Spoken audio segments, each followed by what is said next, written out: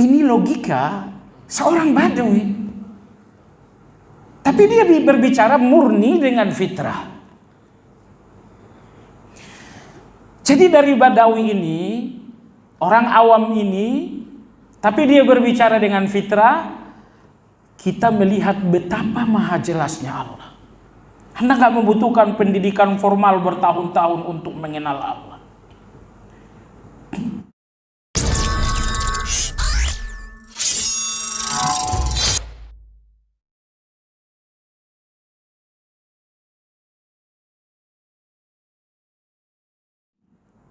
Dan Anda lebih tidak butuh lagi teori-teori filsafat untuk mengenal Allah Azza wa Jalla. Bahkan seperti yang saya katakan tadi, falsafah itu meruntuhkan keyakinan. Falsafat itu meruntuhkan keyakinan. Nah, sebagian ulama kita mengatakan cukuplah bukti falsafah itu ilmu yang sangat buruk, bahwa tidak ada ahli filsafat yang ahli ibadah. Ada nggak ahli filsafat yang ibadahnya bagus? Nggak ada. Anak-anak kuliah sangat mengagungkan yang bernama Al-Farabi, Abu Ishaq Al-Farabi. Saya mencoba mempelajari kehidupan beliau, Masya Allah. Kehidupan yang sangat kotor. Kebiasaan minum minuman keras. Kebiasaan main perempuan. Nah, jemaah sekalian, ini salah satu alasan kata ulama kita, tentu ini ijtihad, kenapa Allah menurunkan Islam di tanah Mekah. Saat itu ada negeri yang maju, yaitu Romawi. Ada juga negeri yang maju, yaitu Persia. Tapi Allah memilih Makkah, satu kota yang jauh dari kata maju, untuk menjadi tempat turunnya Islam. Ijtihad ulama kita mengatakan, karena orang-orang Mekah meskipun menyembah berhala, tapi pikiran mereka belum tercemari dengan teori dan falsafah. Intinya cara berpikir mereka itu alami.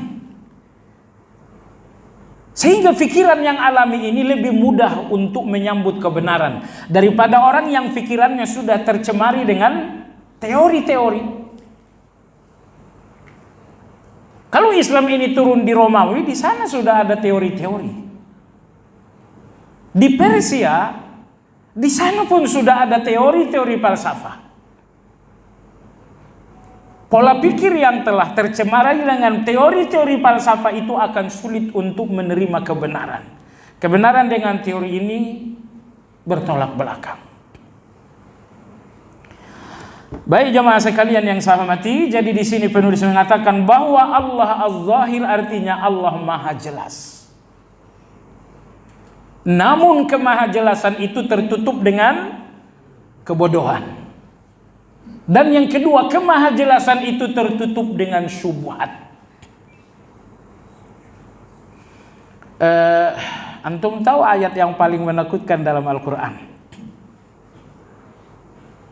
Bagian akhir dari surat Al-Kahf tentang syubhat. Qul hal nunabbi'ukum bil akhsarina a'mala. Maukah kalian kami kabarkan orang yang paling rugi dalam beramal? Biasanya Allah menyebutkan khasirin, orang yang rugi. Atau Allah mengatakan innal insana lafi khusr, dalam kerugian. Dua kali dalam Al-Quran menyebutkan akhsar, orang yang paling rugi. Pertama adalah umat Nabi Ibrahim dalam surat Al-Anbiya, ketika mereka merasa telah membakar dan membunuh Nabi Ibrahim. Ternyata Nabi Ibrahim itu hidup sehat walafiat, bahkan kedinginan di tengah api. Allah mengatakan kalian itu akhsar, sangat rugi. Kedua kalinya Allah menyebutkan aksar, orang yang paling merugi, adalah di akhir surat Al-Kahfi. Qul hal nunabbi'ukum bil aksarina a'mala. Maukah kalian kami kabarkan orang-orang yang paling rugi dalam beramal saleh? Siapa orang yang paling rugi itu? Alladzina dhalla sa'yuhum fil hayatid dunya wa yahsabuna annahum yuhsinuna sun'ah. Jadi jangan karena fatwa al-irsyad Anda tidak baca surat Kahfi lagi. Baca saja. Cuman kalau tadinya Anda berpikir harus malam Jumat, pikiran harus itu yang perlu dirubah. Tapi afdolnya malam Jumat karena malam yang penuh kemuliaan itu aja. Sekarang Anda bersedekah hari Rabu, lalu Anda bersedekah hari Jumat, mana yang lebih mulia? Sudah. Anda baca Al-Kahfi hari Rabu silakan aja. Tapi kalau Anda baca Jumat malam atau siang tentu lebih. Jadi Anda baca Jumat malam, Jumat siang hanya afdoliyah, bukan karena memang harus di malam itu. Jadi saya lihat kawan-kawan banyak yang salah jalan juga. Oh, sudah keluar fatwa hadisnya dhaif, tinggalkan. Jadi jangan ditinggalkan ya. Yang perlu Anda tinggalkan itu keyakinan bahwa harus malam Jumat. Tapi bahwa Anda katakan afdolnya malam Jumat karena keberkahan malam Jumat, apa salahnya? Baik. Siapa orang yang paling rugi itu? Alladzina dhalla sa'yuhum fil hayatid dunya. Yaitu orang-orang yang tersesat perbuatan mereka, usaha mereka dalam kehidupan dunia, wa hum yahsabuna annahum yuhsinuna sun'ah. Tapi mereka merasa telah berbuat baik. Inilah ayat yang paling menakutkan. Bahwa ketika kita salah tapi kita merasa benar. Dhalla sa'yuhum, mereka tersesat. Dhalla sa'yuhum, mereka salah. Wa yahsabuna annahum yuhsinuna sun'a, namun mereka merasa benar. Sekali lagi jamaah sekalian, ini ayat yang sangat menakutkan. Bahwa kita salah tapi kita merasa benar dengan kesalahan itu. Ini dalam pengertian luas. Pengertian pertama adalah dalam hal beragama. Anda rasakan telah melakukan, Anda melakukan kesesatan, tapi justru rasanya Anda melakukan kebaikan. Bahkan dalam kehidupan sehari-hari pun, sering sekali kita salah tapi merasa benar. Dan Allah berfirman, orang yang paling rugi adalah orang yang salah tapi merasa benar. Kenapa paling rugi? Orang yang salah itu orang rugi. Tapi orang yang salah namun merasa benar, ini orang yang paling rugi. Jadi itu dua tingkatan jamaah sekalian. Siapa orang rugi? Orang-orang yang salah tapi merasa bersalah. Ini orang rugi. Rugi dengan kesalahannya. Tapi orang yang paling merugi, kata Allah Azza wa Jalla, ada orang yang salah tapi merasa benar. Ini paling rugi. Rugi pertama dia salah, rugi kedua merasa benar. Karena salah yang dirasa benar tidak akan diperbaiki. Sehingga dia akan mati dengan kesalahan itu. Orang yang mati dengan kesalahan, bukankah itu namanya su'ul khatimah? Itu su'ul khatimah jamaah sekalian yang mati.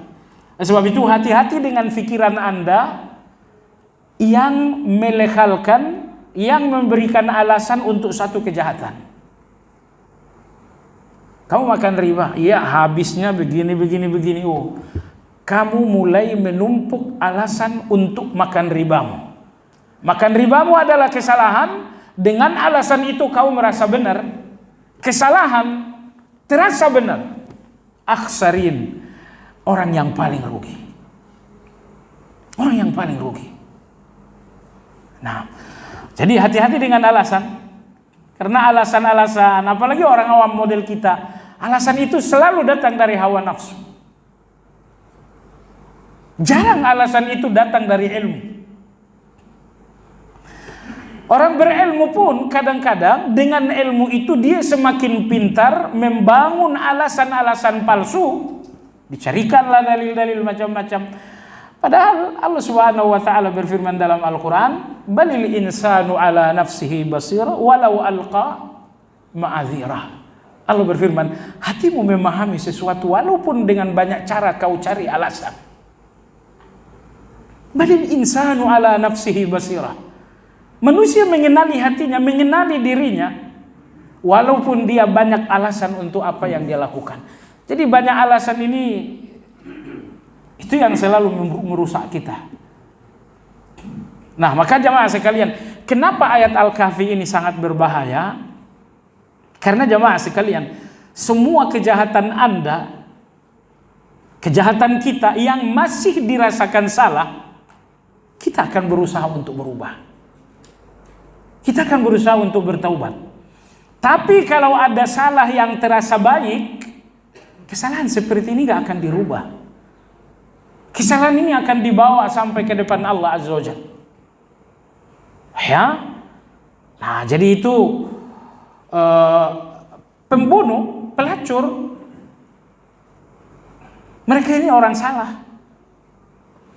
Tapi kalau sampai mereka menemukan alasan, menemukan pembenaran, di titik itu mereka akan merasa kesalahan mereka adalah sebuah langkah yang benar.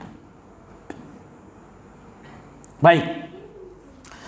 Imam Ghazali rahimahullah ta'ala menyebutkan halal itu ada 4 tingkatan.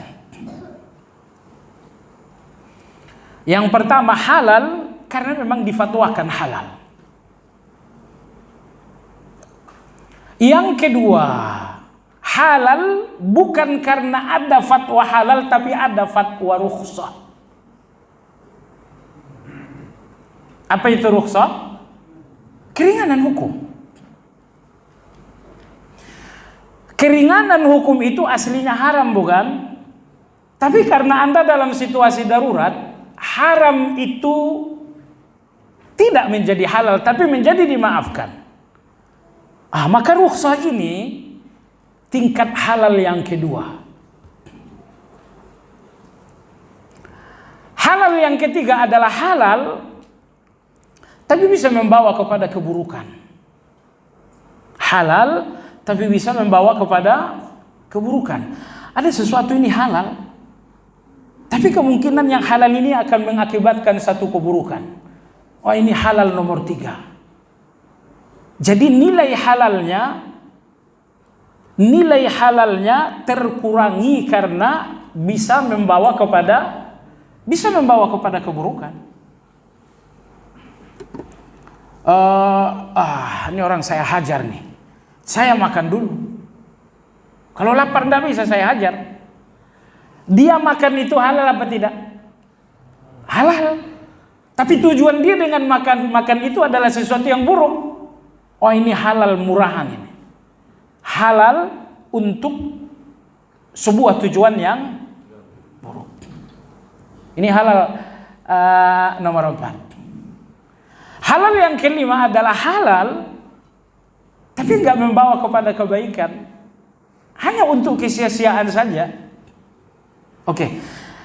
Anda makan, kenapa makan? Saya mau taraweh.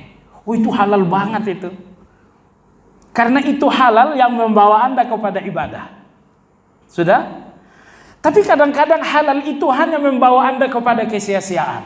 Nonton bola, ayo nonton bola kita jam 2. Apa cemilannya? Dibelilah apalah cemilan. Ini Anda makan yang halal, tapi tujuan makanan yang halal ini adalah untuk yang enggak bernilai. Ini halal di tingkat yang ke-4. Jadi kata Imam Ghazali rahimahullah ta'ala, inilah 4 tingkatan yang halal itu. Halal ya karena memang halal, karena halalnya jelas. Yang kedua, halal aslinya haram tapi rukhsah. Nomor 3, halal tapi tujuannya adalah untuk yang buruk. Ini halal yang paling rendah ini. Dan halal yang lebih rendah lagi kata beliau adalah halal tetapi tujuannya untuk yang sia-sia.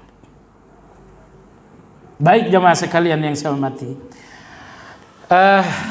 kembali kepada pembicaraan kita. Jadi Allah Az-Zahir Maha Jelas, namun betapapun Allah sangat jelas, kejelasan itu tertutup dengan kebodohan dan tertutup dengan syubhat.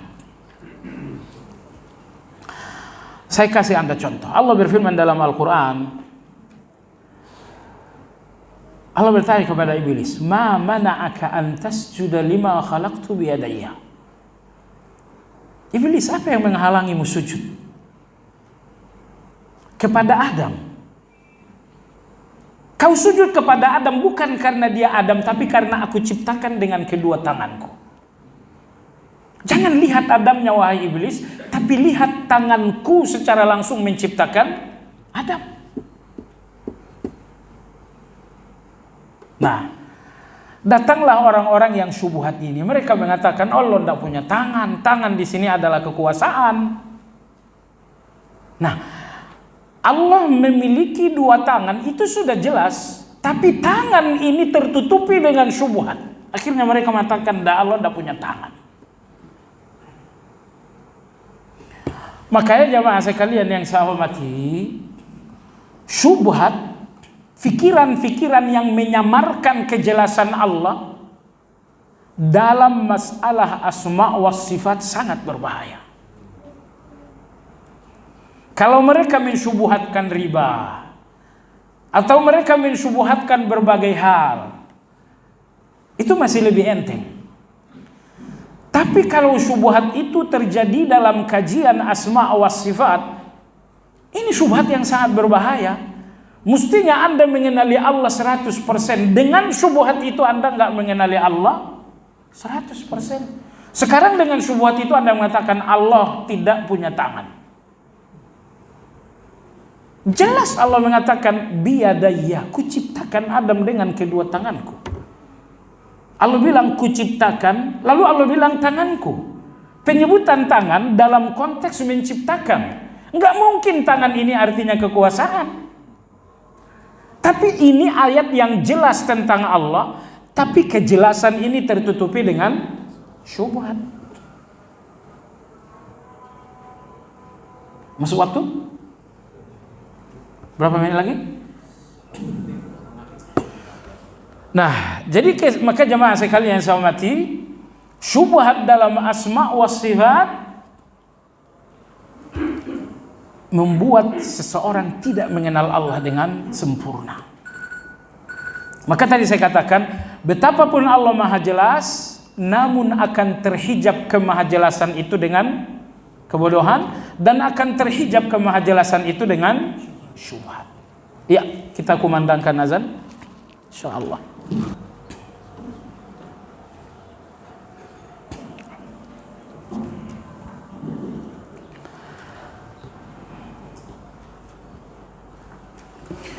Tadi penulis mengatakan Allah Subhanahu wa taala zahir bihujajihi wa barahinihi wa bi ayatihi al-matluwati wal kauniyah. Allah maha jelas dalam pengertian maha jelas dengan hujjah dan argumentasi. Nah, jadi kalau Anda ingin kemahajelasan Allah itu adalah indrawi, Allah maha jelas dalam pengertian indrawi, saya lihat langsung, itu bukan kemahajelasan Allah. Jadi Allah tidak maha jelas dalam pengertian indrawi, bahwa Anda melihatnya dengan jelas. Kalau Anda ingin Allah itu maha jelas dalam pengertian indrawi, berarti Allah tidak maha jelas sebagai orang yang buta. Karena orang yang buta tidak punya indera penglihatan. Kalau Anda ingin Allah maha jelas dengan pengertian indrawi atau pandangan, berarti Allah itu tidak jelas bagi orang yang pandangannya terganggu. Kesimpulan, Allah tidak maha jelas dengan pengertian indrawi. Sekiranya Allah itu dikatakan jelas kalau terlihat dengan mata, justru Allah itu tidak jelas kalau harus terlihat dengan mata. Karena Allah itu jelas dengan mata hanya bagi orang yang pandangannya sehat. Adapun bagi orang yang pandangannya terganggu, ketika itu Allah tidak lagi maha jelas. Nah, jadi dengan demikian, kemahajelasan Allah itu adalah kemahajelasan hujjah, kemahajelasan ilmiah. Nah, lalu sekarang pertanyaan saya jemaah sekalian, antara dua jelas, jelas dengan indra dan jelas dengan ilmu, Mana yang lebih jelas dari keduanya? Lebih jelas dengan ilmu atau jelas itu lebih jelas dengan indera? Jawabannya jelas dengan ilmu lebih tinggi daripada jelas dengan indera. Kenapa? Indera kita sering salah dan ilmu tidak pernah salah. Saya ketemu dengan seorang, Masya Allah ini Muhammad. Saya salam, saya cipika-cipike, ternyata Mahmud kembarannya. Pandangan saya salah. Tapi kalau saya mengenal Muhammad Mahmud dengan ilmu, saya nggak mungkin keliru. Jadi indera kita ini sering keliru. Maka apa yang menurut Anda jelas dengan indera, tapi tidak jelas dengan ilmu, justru itu tidak jelas. Karena jelas yang paling tinggi adalah sesuatu yang jelas dengan ilmu. Kenapa? Ilmu nggak pernah salah. Indra Anda sering salah. Oh tadi Pak Ali lewat. Bukan itu Pak Muhammad. Kok kamu tahu Pak Ali? Suaranya mirip Pak Ali. Itu pendengaran Anda salah lagi.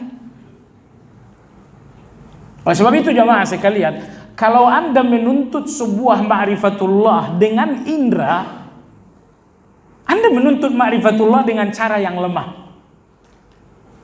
Dengan cara yang bisa salah. Oleh sebab itu jamaah sekalian yang saya hormati, kemahajelasan Allah itu bukanlah kemahajelasan indrawi, tapi kemahajelasan ilmu. Nah, yang kedua, kemahajelasan Allah secara ilmu. Artinya ilmu yang bersumber dari Al-Quran dan hadis. Karena jamaah sekalian, tidak ada kata-kata terbaik memperkenalkan Allah kecuali kata Allah. Atau kata Rasulullah Sallallahu Alaihi Wasallam. Kalaulah Anda mencari ma'rifatullah dari kata-kata falsafah, Anda memasuki pintu yang salah untuk sebuah kamar ma'rifatullah. Baik. Yang kedua jemaah sekalian, di depan mata kita ada langit, di depan mata kita ada bumi, di depan mata kita ada laut, di depan mata kita ada gunung-gunung. Ini semuanya menjelaskan adanya Allah. Tapi ini semuanya tidak menjelaskan Allah kalau Anda belum mengenal Allah dengan ilmu. Anda lihat orang-orang kafir, di depan mereka langit itu, di depan mereka bumi, lautan, gunung-gunung. Tapi ketika Allah itu belum jelas dengan ilmu, maka perbuatan-perbuatan Allah ini tidak jelas juga dengan indrawi. Jadi kalau Allah telah jelas bagi Anda dengan ilmu, ini awal, maka akan jelaslah bagi Anda bahwa ini semua perbuatan Allah. Ini awan Allah yang ciptakan. Ini matahari Allah yang buat. Ini hamparan lautan Allah yang menciptakan. Semuanya menjelaskan tentang Allah. Maka ulama-ulama kita mengatakan, berapa ciptaan Allah di depan Anda? Enggak terhitung. Kalau ciptaannya tidak terhitung, artinya begitu banyak bukti dia ada. Mungkinkah ada orang yang ragu tentang Allah? Kalau Allah cuma menciptakan satu, mungkin Anda masih ragu. Ini tidak, Allah ciptakan demikian banyak, tidak terhitung ciptaan Allah ini. Tapi mana mungkin kita ragu dengan mahakarya yang enggak terhitung oleh kita. Tapi sekali lagi saya katakan, ciptaan-ciptaan Allah itu menjelaskan Allah adalah Rabb. Tapi itu setelah seorang mendapatkan Allah maha jelas dengan ilmu. Ya, jadi maha jelas Allah dengan ilmu nomor satu. Setelah itulah, dengan ilmu itulah kita semakin jelas tentang Allah melalui ciptaan-ciptaan Allah Azza wa Jalla.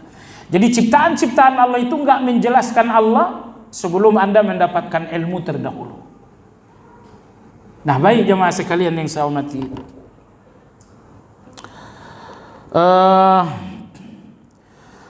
Wa ayatihil matluwati wal iyaniyah. Allah maha jelas karena ayat-ayat yang dibaca atau ayat-ayat yang di depan mata semuanya tentang Allah berbicara. Ya, di depan mata ada makhluk-makhluk yang ajaib. Anda lihat ke atas ada awan, Anda lihat ke atas ada matahari. Anda duduk di depan rumah, tahu-tahu berlalulah angin. Tidak bisa dilihat, tidak bisa dipegang, tapi benar-benar terasa sehingga Anda masuk angin. Itu Allah yang menciptakan. Jadi Masya Allah, kadang-kadang Allah menciptakan yang kasat mata bisa dipegang. Anda contohnya. Kadang-kadang Allah menciptakan sesuatu tidak dapat dilihat, nggak bisa dipegang. Jin contohnya. Kadang-kadang Allah ciptakan sesuatu nggak bisa dilihat tapi terasa sekali, itu angin. Angin bertiup segini, Masya Allah, kekuasaan Allah Azza wa Jalla. Maka saya katakan jemaah sekalian, sekecil apapun ciptaan Allah adalah kekuasaan. Tapi sebesar apapun ciptaan manusia tapi bukan kekuasaan. Apa bedanya? Kekuasaan itu lo nggak bisa dicontoh. Ketika Allah ciptakan satu semut yang kecil, ada yang bisa menciptakan semut? Nggak ada. Maka semut itu adalah kekuasaan Allah Azza wa Jalla. Tapi Amerika membuat pesawat itu demikian besar, tapi bisa dicontoh oleh Korea. Indonesia bahkan bisa mencontoh. Sebesar pesawat yang mereka lakukan bisa kita contoh, maka itu bukan kekuasaan. Sekecil semut yang Allah ciptakan tapi tidak bisa dicontoh siapapun, maka itulah kekuasaan. Jadi Allah Subhanahu wa Ta'ala sederhana.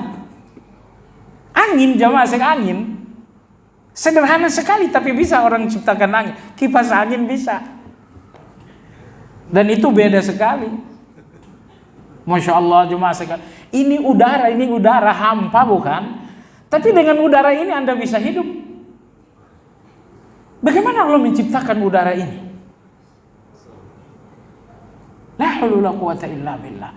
Tidak ada ciptaan Allah yang enggak mencengangkan. Tidak ada ciptaan Allah yang bisa dicontoh. Maka Allah mengatakan semua ciptaanku adalah kekuasaan. Maka tidak ada yang bisa mencontoh.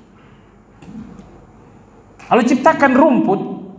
Anda lihat rumput itu jemaah sekalian. Rumput itu Anda cabut, Anda buang karena kita nggak berpikir. Seandainya kita berpikir, eksplorasi lebih jauh, ini rumput yang dibuang ternyata obat. Tapi kita tidak banyak berpikir, tidak banyak berpendidik, mengkaji, akhirnya rumput dicabut, dibuang saja. Maksud saya adalah, rumput kecil diciptakan oleh semua ciptaan Allah mandiri. Allah ciptakan rumput dan rumput itu bisa cari makan sendiri. Betul tidak? Tapi Jepang bikin motor, bisa motor cari makan sendiri? Ya tidak bisa. Semua ciptaan Allah itu mandiri, bisa hidup sendiri, bisa cari makan sendiri. Ciptaan manusia walaupun mengagumkan, tapi bukan kekuasaan. Baik jemaah sekalian yang saya hormati. Jadi ini yang nampak semuanya perlu untuk difikir. Ya, karena kalau yang nampak ini hanya terlihat saja, dia nggak akan memberikan Anda pelajaran. Tapi apabila ada apa yang nampak, itu jadi Anda fikirkan, itu akan jadi pelajaran. Baik jemaah sekalian yang saya hormati. Wa ayatihil matluwah, dan ayat-ayat Allah yang terbaca, Al-Quranul Karim. Jadi ayat Al-Quran dari awal sampai akhir semuanya berbicara tentang Allah Azza wa Jalla. Semuanya memperkenalkan tentang Allah Azza wa Jalla. Baik. Jadi penulis mengatakan Allah maha jelas dengan alasan-alasan yang tak terpatahkan. Karena alasan itu datang dari Al-Quran yang gak mungkin salah. Allah maha jelas dengan fakta-fakta di depan mata. Sepintar-pintar manusia tidak ada yang mengakui dia menciptakan rumput. Sepintar manusia sepanjang sejarah tidak ada yang berani ngaku bahwa dia yang menciptakan asap. Sepintar manusia tidak ada yang mengakui bahwa dia yang menciptakan air. Maka Allah Subhanahu wa Ta'ala berfirman, ini makanan kalian, tanam-tanaman kalian. Afara'aitum ma tahruthun antum tazra'unahu am nahnu zari'un. Kalian tidak bisa hidup tanpa makanan. Dan makanan kalian adalah apa yang kalian tanam. Allah berfirman, kaliankah yang menumbuhkannya atau aku yang menumbuhkannya? Allah berfirman, tidak, kalian cuma menanam, yang menumbuhkannya aku. Satu butir padi, tugas Anda meletakkannya di dalam tanah. Tapi yang membuat satu butir ini kemudian bagaimana dia menerobos tanah dengan daunnya, dengan akarnya, lalu kemudian dia berubah. Maka Allah berfirman, apa yang kalian makan adalah tanaman kalian. Kaliankah yang menumbuhkannya atau kalian hanya sekedar menanam saja? Allah berfirman, tidak, kalian hanya menanam. Yang menumbuhkannya adalah aku. Ya, perhatikan pula air. Kalian tidak bisa hidup tanpa air. Siapa yang menurunkan air itu dari awan? Antum anzaltumuhu minal muzni am nahnul munzilun? Afara'aytumul ma'a alladhi tashrabun antum anzaltumuhu minal muzni am nahnul munzilun? Air yang setiap hari, setiap saat harus membasahi kerongkongan kalian. Siapa yang menurunkannya dari awan? Kalian atau aku, kata Allah Azza wa Jalla. Afara'aytumun nara allati turun antum ansha'tum syajarataha am nahnul munsyi'un? Kalian pun tidak bisa hidup tanpa api, bukan? Kaliankah yang menciptakan kayu untuk adanya api atau bukan? Jadi ayat ini menunjukkan asal api itu adalah kayu. Asal api adalah kayu.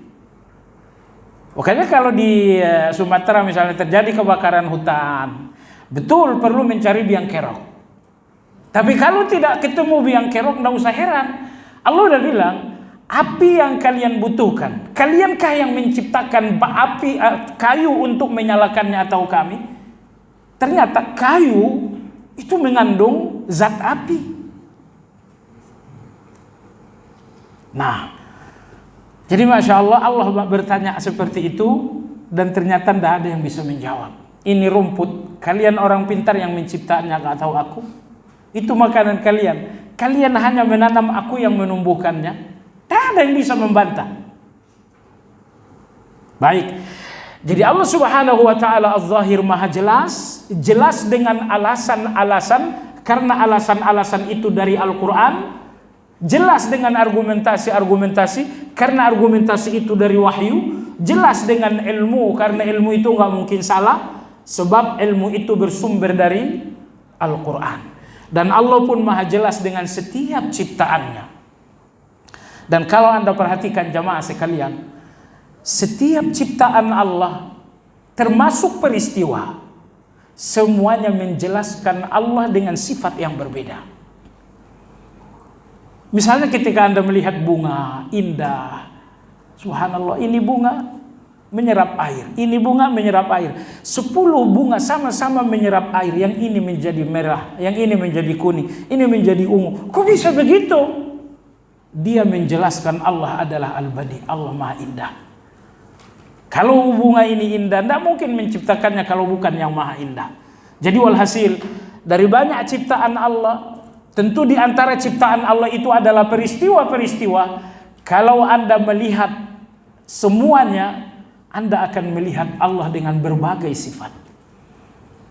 Kadang-kadang terjadi peristiwa Allah sedang menunjukkan bahwa Dia Al-Qawi. Terkadang ada peristiwa Allah sedang menunjukkan bahwa Dia An-Nasir, Maha menolong. Terkadang terjadi satu peristiwa Allah sedang menunjukkan akulah yang Maha menyembuhkan. Terkadang ada yang miskin tiba-tiba ajaib dapat kekayaan, Allah sedang menunjukkan akulah yang Maha memberi kekayaan. Peristiwa itu ciptaan Allah, ada di depan mata kita, dan kita pun ada dalam banyak peristiwa itu. Peristiwa itu perlu untuk kita kaji, kita dalami, karena di setiap peristiwa Allah Subhanahu wa taala sedang memperkenalkan diri. Sayyid Imam Ghazali rahimahullah dalam kitab Ihya Ulumuddin, beliau dalam membicarakan syukur sangat bagus sekali. Beliau mengatakan, nikmat Allah untukmu enggak terhitung banyaknya. Dan setiap nikmat itu menjelaskan tentang Allah dengan sifat yang berbeda-beda.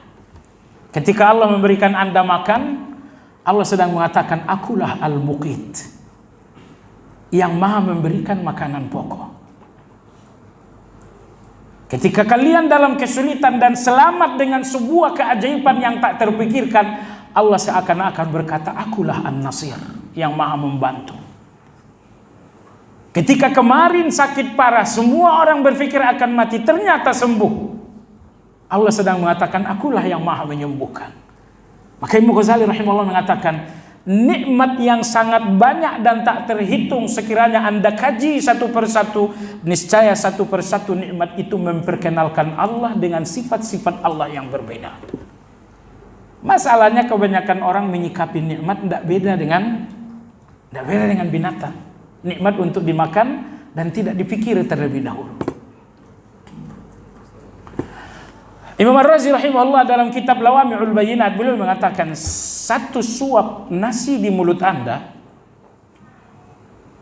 kalau kita sambil masuk, ya kan, masuk enak, keluar enak juga. Imam Ar-Razi rahimahullah ta'ala mengatakan, sesuap nasi di mulut Anda, pernah Anda berpikir berapa puluh orang yang terlibat dalam sesuap nasi itu? Berapa petani yang mengerjakan itu? Berapa karyawan di pabrik pupuk yang membuatkan pupuk? Karyawan yang bikin karung. Kemudian sopir-sopir yang mengangkut ke Jakarta, bla bla bla.